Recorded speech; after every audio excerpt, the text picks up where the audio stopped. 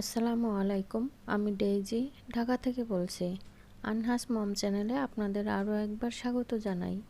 যে যেখান থেকে আমার ভিডিওটি দেখছেন আশা করছি আল্লাহর রহমতে সবাই ভালো আছেন। আমরা আলহামদুলিল্লাহ ভালো আছি। সকালে নাস্তা করার পরের থেকে ভিডিওটি শুরু করেছি। ডাইনিং টেবিলের এই কাভারটা অনেক দিন বিছিয়েছি। উপরে যে রেক্সিনটা আছে রেক্সিনটা একটু পুরানো হয়েছে, দেন জায়গায় জায়গায় হালকা একটু ছিঁড়েও গেছে।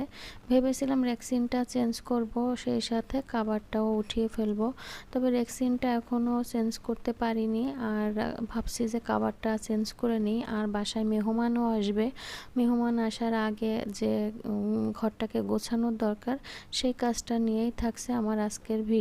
আশা করি ভিডিওটি আপনাদের ভালো লাগবে। বিশেষ করে ডাইনিং টেবিলটাকে আমি একটু ডিপ ক্লিন করছি।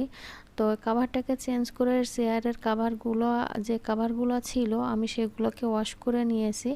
আর সেগুলো শুকিয়েও গেছে। একদিন আগে কাভারগুলো ওয়াশ করেছি। এখন চেয়ারগুলো ভালো করে ক্লিন করে তারপরে কাভারগুলো আমি লাগিয়ে নিব।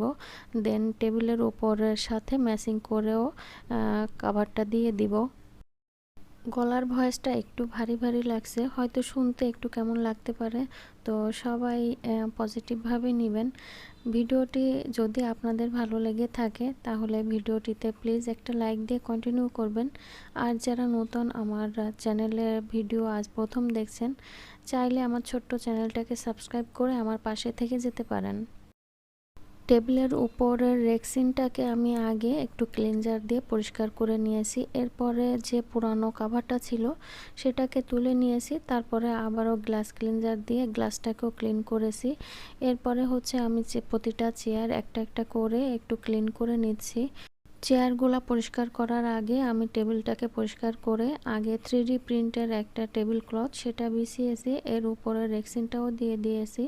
এখন চেয়ারগুলো ক্লিন করা হলে চেয়ারের যে কাভারগুলো থাকে 3D প্রিন্টের সাথে সেট ছিল এটা, তো সেই কাভারগুলোও এভাবে এক এক করে আমি পরিয়ে ঢেকে রাখবো। চেয়ারগুলো আমি সবসময়ের জন্য এভাবে ঢেকে রাখি, কারণ যদি ঢেকে রাখা হয় তাহলে চেয়ারগুলায় ময়লা খুব কম হয়। আর যদি ঢেকে না রাখা না হয় তাহলে কিন্তু দেখা যায় প্রচুর ধুলা ময়লা পড়ে থাকে। আর যেহেতু ব্ল্যাক কালারের জিনিসটা একটু ময়লা পড়লে একদমই সাদা হয়ে থাকে। ডাইনিং টেবিলটাকে গুছিয়ে তারপরে দুপুরে রান্নাবান্নার কাজে চলে যাব। তো আমি কাজ করার মাঝে একটু ইউটিউবার আমাদের প্রিয় যে হীরা আপু, হীরা আপুকে নিয়ে কিছু কথা বলতে চাই। আমি খুব কম আমি কোনো ইউটিউবার আপুদের নিয়ে কথা বলি না। শুধু হীরা আপু না, যে কোনো আমাদের যে ছোটোখাটো আমরা কাজ করি এই প্ল্যাটফর্মে তাদেরকে কারোর কমেন্টসও আমি ওইভাবে পড়ি না, কারোর কথা ওইভাবে বলিও না। তবে আপুর জন্য খুব খারাপ লাগছে, তাই কথাগুলো বলা। আপুর ভিডিওগুলো আমি সব সময়ের জন্য প্রথমেই যে ভিডিওগুলো দেখে নিজে ভিডিও করার অনুপ্রেরণা পাতাম সেটা একমাত্র হীরা আপুর ভিডিও দেখেই আমার আগ্রহটা জাগে। আর তখন দেখতে দেখতে ভাবতাম যে কিভাবে ভিডিও শ্যুট করতে হয়, কিভাবে ভিডিও শ্যুট করলে ভালো লাগবে, দেখতে ভালো লাগে, এটা কিভাবে করে। তো যখন দেখতাম তখন কিন্তু ওইভাবে বুঝতাম না যে ক্যামেরাটা কিভাবে সেট করতে হয়, কিভাবে ভিডিও নিলে ভালো লাগে। তো আপুরটা দেখতাম, আর ওই সময় থেকেই মনে মনে ইচ্ছা ছিল যে একটা চ্যানেল খুলবো বা ভিডিও করব।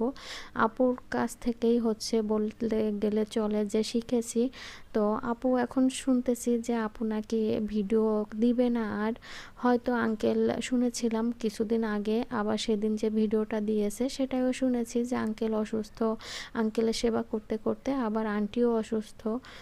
তো এমন অবস্থায় হয়তো আপুর মনটা ভালো নেই, তাই আপু ভিডিও দিতে চাচ্ছে না। তবে আমাদের ছিল যে হয়তো আপু আবারও ফিরে আসবে, জানি না আপু ফিরে আসবে কিনা। তবে আঙ্কেল আন্টির জন্য এবং আপুর ফ্যামিলির জন্য দোয়া থাকবে অনেক এবং অনেক ভালোবাসা, যেন আপু যেখানে থাকেন, যেভাবে থাকেন, ভালো থাকেন, সুস্থ থাকেন, সবাইকে নিয়ে যেন আনন্দের সময় কাটাতে পারে। আপু যেদিন আপুর বাবার কথা বলছিলেন যে স্ট্রোক করেছেন আর হসপিটালে তো থেরাপি চলছে, তো তখন হচ্ছে আমার বাবার কথাও মনে পড়েছিল খুব। এখনও বাবাকে মনে পড়ছে না সেটা না, সবসময়ের জন্যই বাবাকে খুব মিস করি। আসলে ভালোবাসার মানুষ বলতে যে থাকে সে হচ্ছে বাবা মা, তার ভিতর থেকে যদি কেউ হারিয়ে যায় তার থেকে কষ্টের থাকে না। যেহেতু আমি আমার বাবাকে হারিয়ে ফেলেছি, আমার বাবাকে যে কতটা মিস করি, কতটা খারাপ লাগে সেটা কাউকে কেউ বলে বোঝাতে পারবে না। যে যাবে, যার হারাবে সেই তখন বুঝতে পারবে যে প্রিয়জনা হারানো যে কতটা কষ্টের। আপুর আগের একটা ভিডিওতে যেদিন আঙ্কেলকে দেখিয়েছিলেন যে নীরবে বসে আছে আর আপুর ছেলে মেয়ে খেলাধুলা করছে সেটা দেখছে, ওই সময়টা ওই নীরবতা আঙ্কেলকে দেখে যে আমার কতটা খারাপ লেগেছিল, চোখের পানি চলে এসেছিল।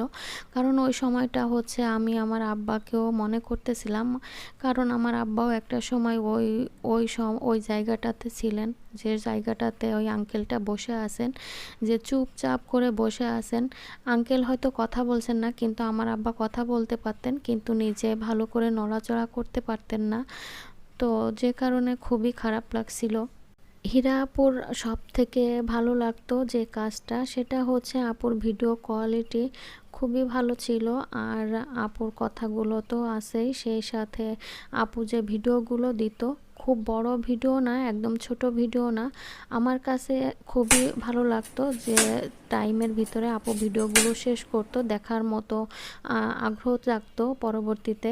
তো আমাদের মতো আমরা ছোটোখাটো যারা এই প্ল্যাটফর্মে কাজ করছি অনেকে আছি যাদের ভিডিও কোয়ালিটি ভালো না, অথচ 16 মিনিট, 15 মিনিট, 17 মিনিট, 20 মিনিটের এক একটা ভিডিও দেয়।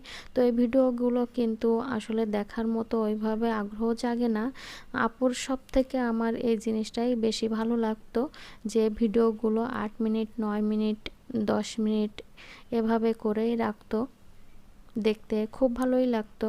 সময়টা যে কিভাবে চলে যেত বোঝাই যেত না দেখতে দেখতে। যাই হোক, আপুকে নিয়ে বেশ কিছু কথা বলে ফেললাম। আবারও বলছি, আপুর প্রতি অনেক অনেক ভালোবাসা এবং দোয়া থাকবে। আপু আমাদের জন্য দোয়া করবেন। জানি না আপু আমার মতো ক্ষুদ্র মানুষের ভিডিও দেখবে কিনা, আপু পর্যন্ত পৌঁছাবে কিনা, তারপরেও আপুর জন্য অনেক অনেক দোয়া ও ভালোবাসা আমার সবসময় থাকবে। আপুকে সবসময় মনে রাখবো। আপুর কথা বলতে বলতে দুপুরের রান্নার যে আয়োজনটা থাকে এটা আমি অনেক দূর করে নিয়েছি। তো আমি সবজি বের করেছিলাম, কাঁকরোল আর বেগুন, সেটাকে কেটে হচ্ছে ভেজে নিয়েছি। প্রথমে কাঁকরোলটাকে গোল গোল কেটে, আর বেগুনটা যেহেতু লম্বা লম্বা করে কেটেছি, এরপরে লবণ আর হলুদ মাখিয়ে তেলে ভেজে উঠিয়ে রেখেছিলাম। তারপরে হচ্ছে ফ্রাই প্যানে তেল দিয়ে কুচি করা কাঁচা মরিচ পেঁয়াজ ভেজে হালকা বেরেস্তার মতো করে, এরপরে হচ্ছে কাঁকরোল আর হচ্ছে বেগুনগুলা দিয়ে ভাজিটা করে নিয়েছি। আর এখানে কিছু মাছ ভিজিয়ে রেখেছি, রুই মাছ দিয়ে আমি যে সবজিগুলো বের করেছিলাম তার ভিতরেও কিন্তু চাল কুমড়াটা ছিল, তো সেটার কথা বলতে ভুলে গেছিলাম। চাল কুমড়া দিয়ে আর এই মাছগুলো দিয়ে একটা তরকারি রান্না করব। চাল কুমড়াটা অনেক কচি ছিল, ওর খোসাটাও অনেক নরম ছিল। তো সবাইকে দেখি লাউয়ের খোসা ভাজি করে খাই, আমিও খেয়েছি, তবে চিন্তা করলাম লাউয়ের খোসা যখন ভাজি করে খাওয়া যায় তখন চাল কুমড়ার খোসাটাও হয়তো ভাজি করে খাওয়া যাবে। এটা চিন্তা করে চাল কুমড়ার খোসাটাও আমি একটা আলু দিয়ে ভাজি করে নিয়েছি।